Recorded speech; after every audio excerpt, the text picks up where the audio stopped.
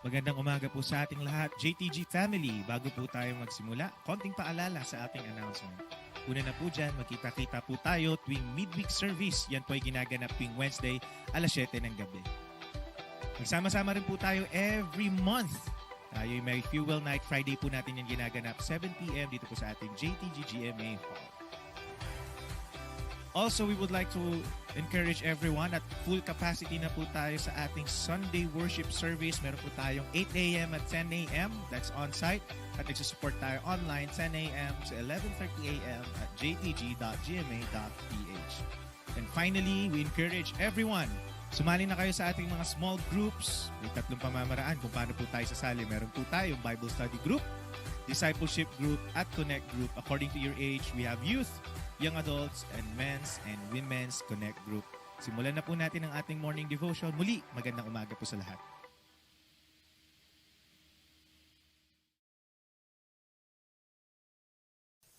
Good morning, everyone. We're going to worship the Lord today, and we know that you set your hearts to God, so please join us.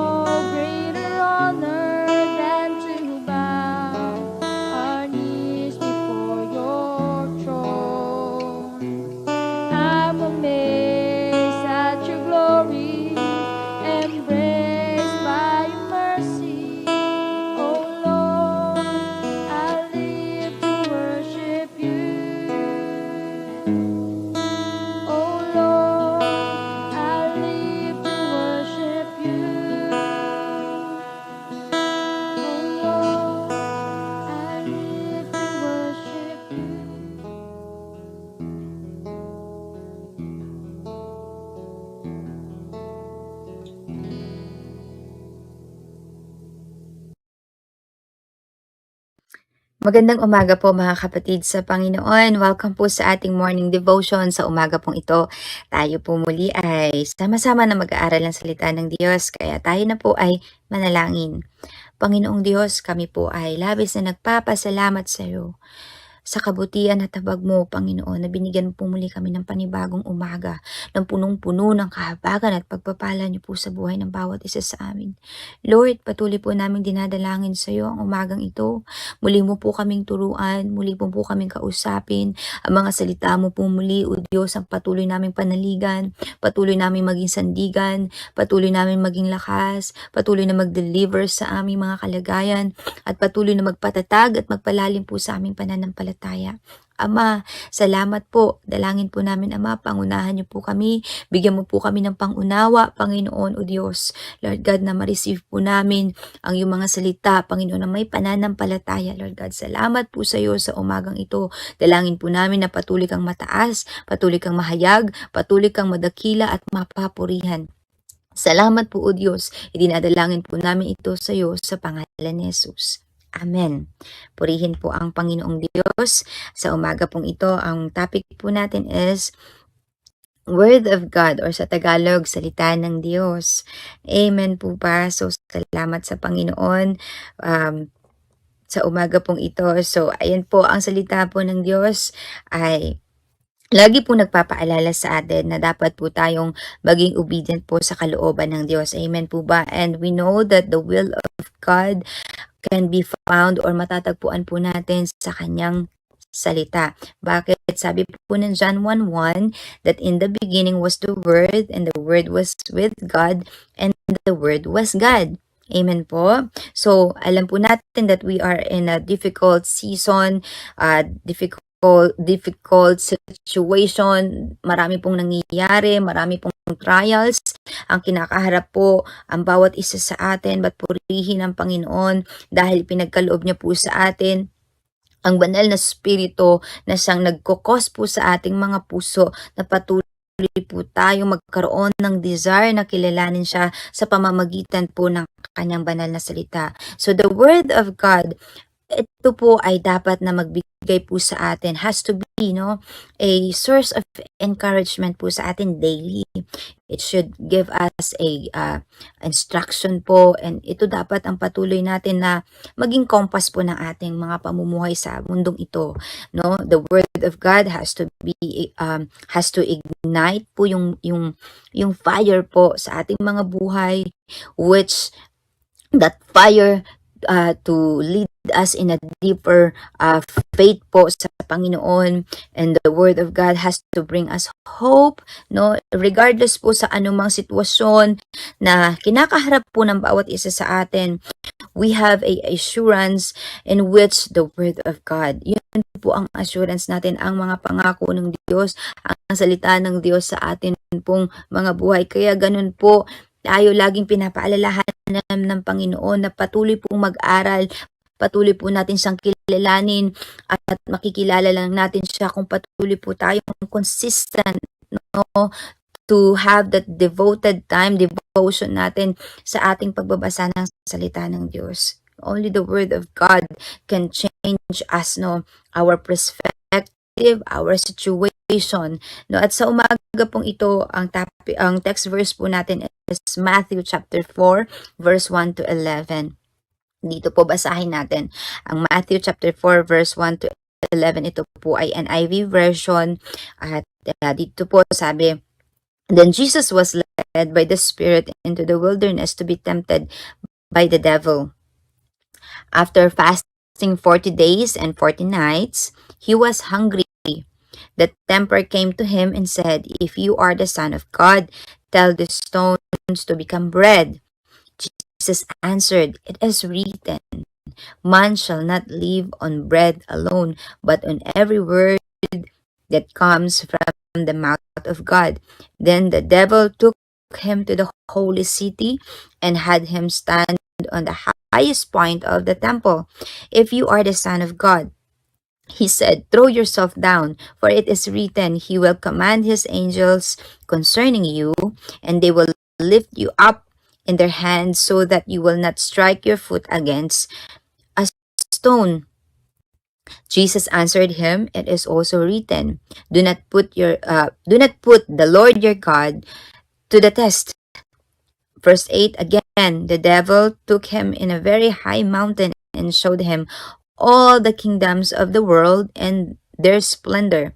Verse 9, all this I will give you, he said, if you will bow down and worship me. Jesus said to him, away from me, Satan, for it is written, worship the Lord your God and serve him only.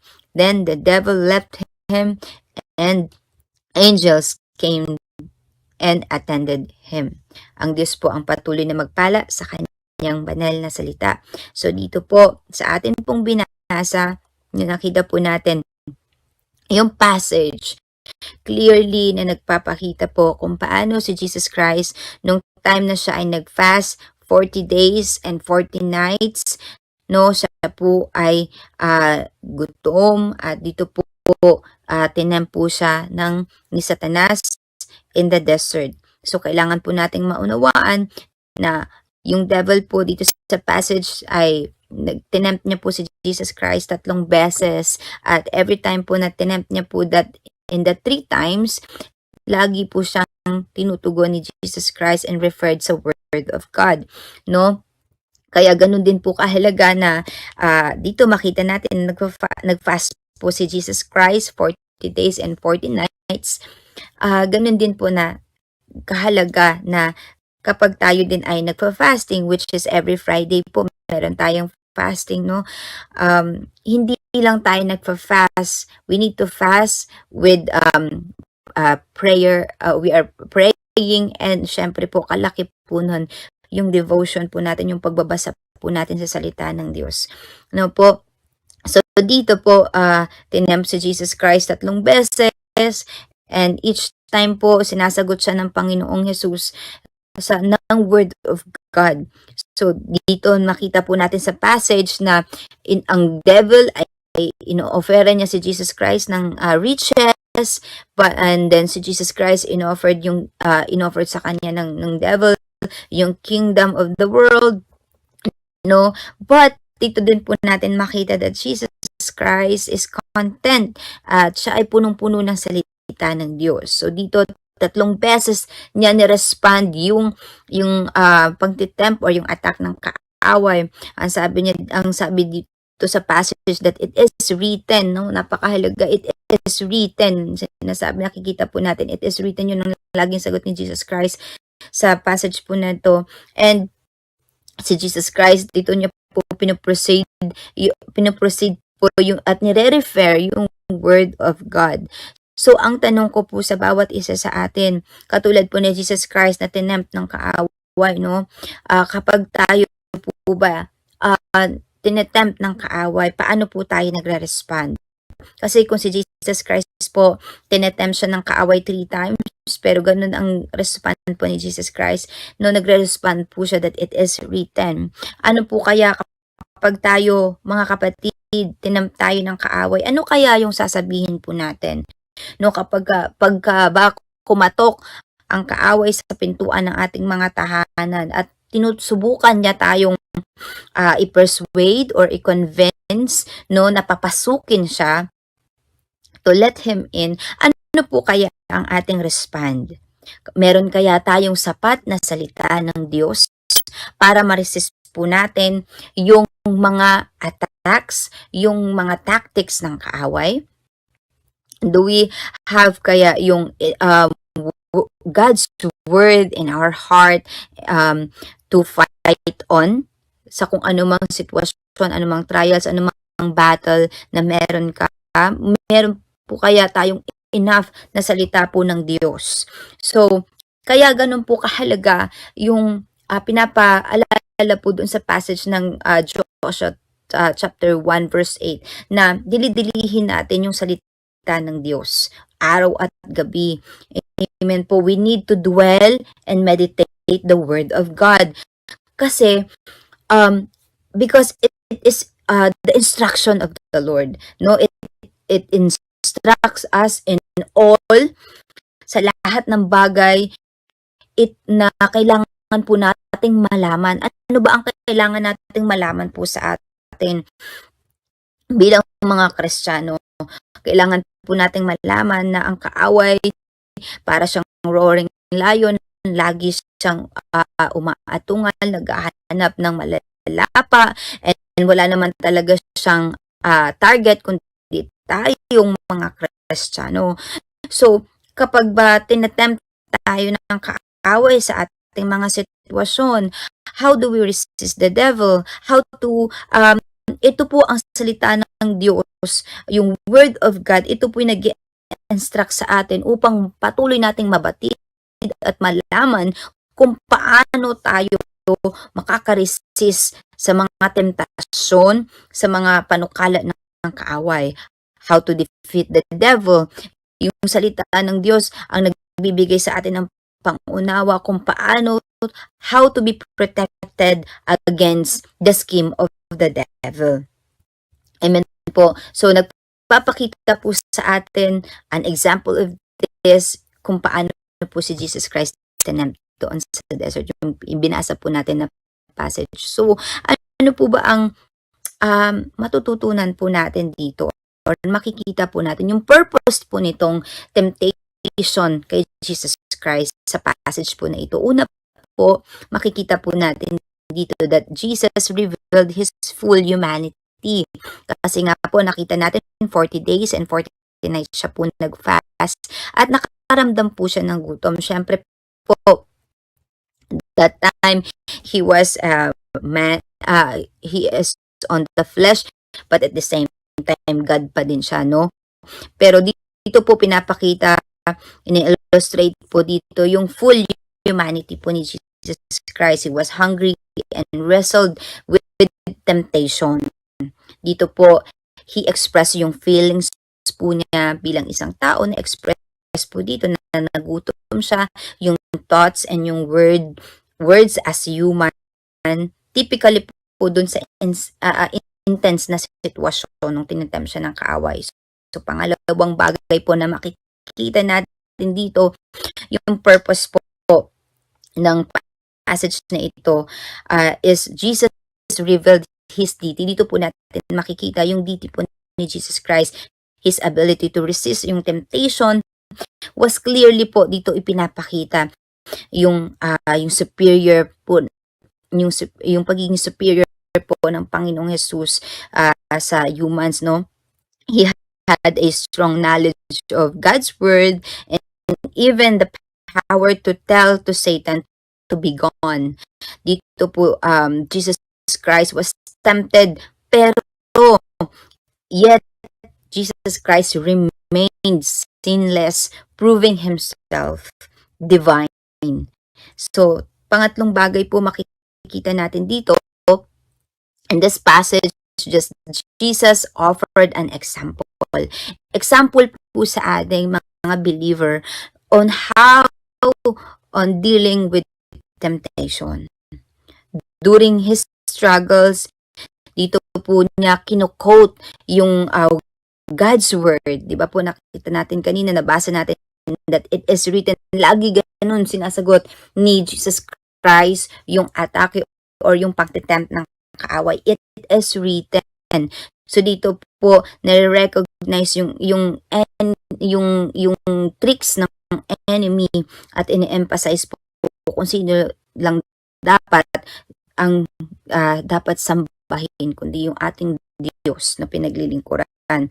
So nawa po silbi po itong paalala sa atin na we can stand in any situation, in any temptation, katulad po ni Jesus Christ, no?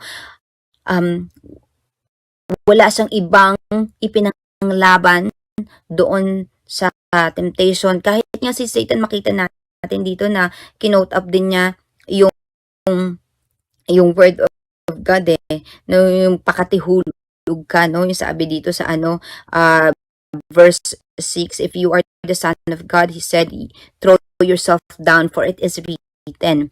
No, He will command His angel concerning you, and they will lift you up in their hands so that you will not strike your foot against a stone. So dito rin po nagpapakita ito na maging si Satan or yung kaaway, ginagamit niya din yung salita ng Diyos. Amen. Kaya nga tayo mga believer, it is a reminder for us na kailangan pa nating lalo pang alamin, lalo pang pag-aralan, kasi the devil, the enemy, can twist the word of God. Amen po. At alam niya rin ang salita ng Diyos. So, kailangan na tayo mismo ang lalong makadiscover at lalo nating malaman yung totoo upang hindi tayo matwist, hindi tayo ma-deceive ng mga plano at gawa ng kaaway. Amen po ba? So, ito po ay nagpapaalala po sa atin na kung si Jesus Christ, napagtagumpayan po niya yun that 40 days and 40 nights na fasting, nagutom siya, napagtagumpayan niya po yung temptation na yun at nagpapakita po ito sa atin na maging tayo, anumang temptasyon, mapapagtagumpayan po natin ito if we continually submit ourselves in the Word of God. Patuloy po natin itong ipapasamuhay. No? Kasi pinakita na, in example na ng Panginoong Jesus, kung paano doon sa struggle na yun, ano ang dapat nating maging stand. Wala tayong ibang lalaban, wala tayong ibang i-quote up, kundi yung salita ng Diyos. Amen po ba? So dito po natin makita sa passage na ito that this temptation offer a close look, no, sa katangian ng Panginoon, na both yung kanyang humanity, yung kanyang pagiging human, and yung kanyang deity bilang isang Diyos, no?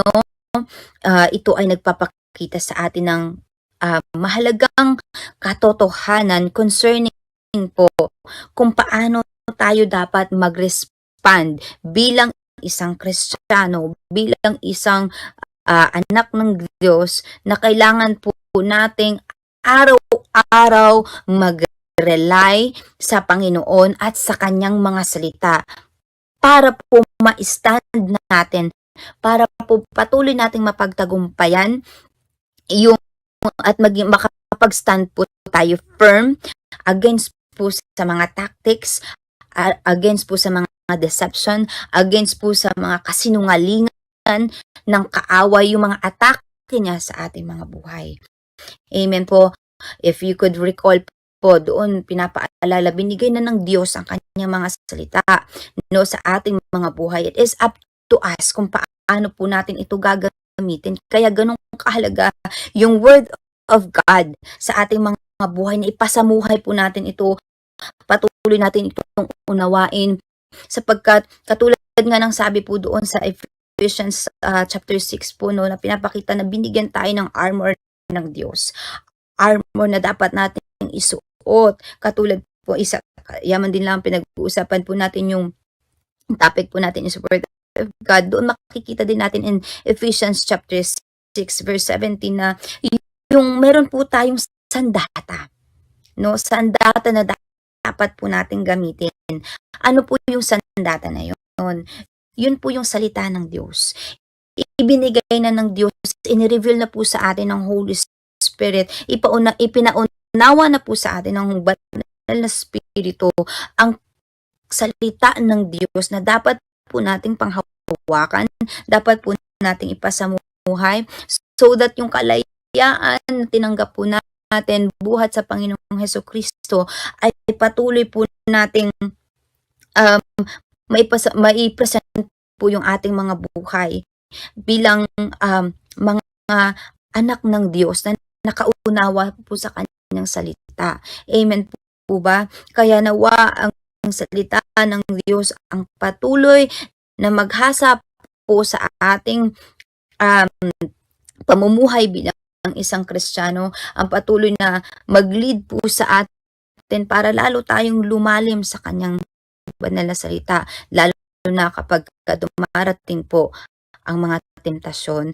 Alalahanin po natin yung sitwasyon po, yung passage po na ito, na maging si Jesus Christ ay tinempt, pero wala po siyang ibang ipinang sagot o ipinang laban sa temptasyon ng kaaway, kundi yung kinukote niya po ang salita ng Diyos.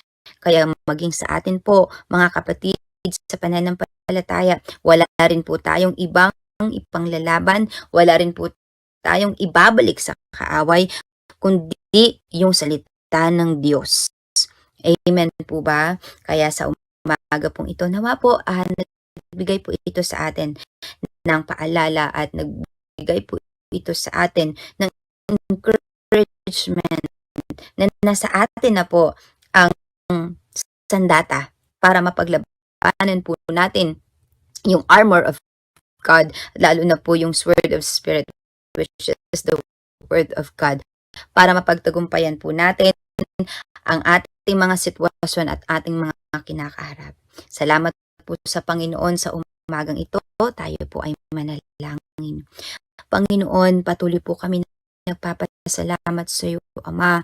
Lord, sa patuloy niyo po, Panginoon, na kabutihan at patuloy niyo pong pagpapaalala sa amin, Panginoon.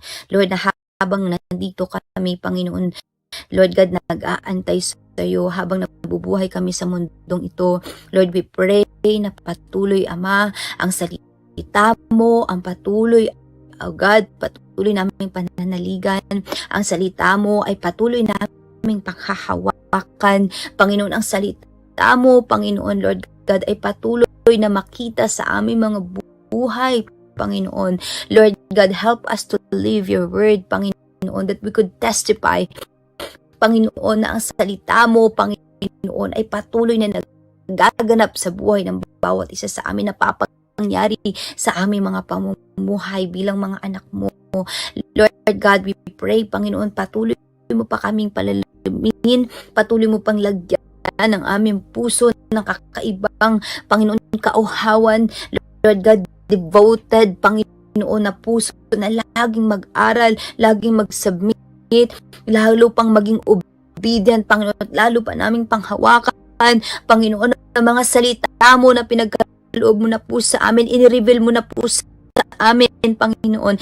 Give us that obedient, Panginoon, heart, Panginoon, na patuloy po namin, Lord God, tayuan ang iyong mga salita at mga pangako mo. Lord, lagi po namin sasabihin, Panginoon, dideklara sa aming mga buhay, Panginoon, gaya ng sinabi mo sa Isaiah, Panginoon, na ang mga pangako mo, mga salita mo ay hindi po babalik sa iyo, Lord God, na hindi na it will be void, Panginoon. It will come to pass sa aming mga buhay, Panginoon. So give us that grace, Panginoon. Encourage, Lord God, na patuloy po namin ang mga panampalatayaan na ang mga pangako mo, ang mga salita mo, Panginoon, ay magaganap sa aming mga buhay. Kaya salamat po sa umagang ito. Salamat sa iyong mga salita, Panginoon, na patuloy po naghahasa sa aming pananampalataya at patuloy po nagtuturo sa amin ng katuloy po namin pasamuhay, Panginoon, ng aming mga salita mo, Panginoon, sa katuwiran, Lord God, at kabanalan that you require us to do. Lord, marami pong salamat sa umagang ito. Patuloy ka namin pinasasalamatan sa pangalan ni Jesus. Amen. Thank you po.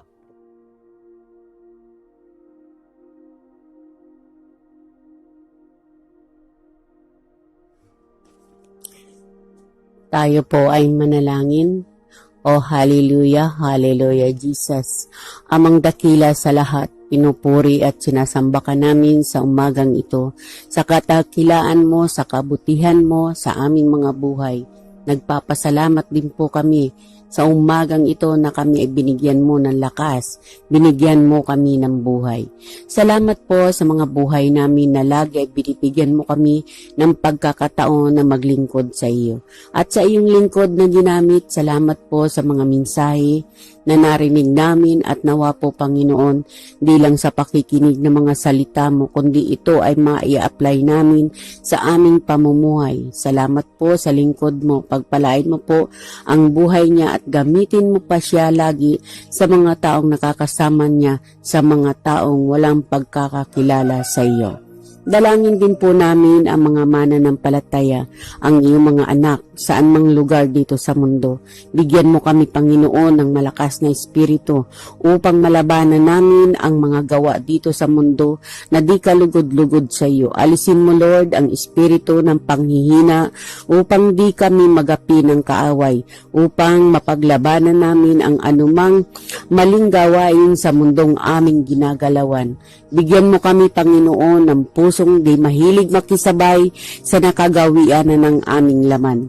Bigyan mo kami, Panginoon, ng pusong laging nagagalak maglingkod sa iyo. Ipokus lang namin sa iyo ang aming mga isipan upang madatnan mo kami, Lord, na naglilingkod sa iyo. Salamat po, Panginoon, sa araw na ito.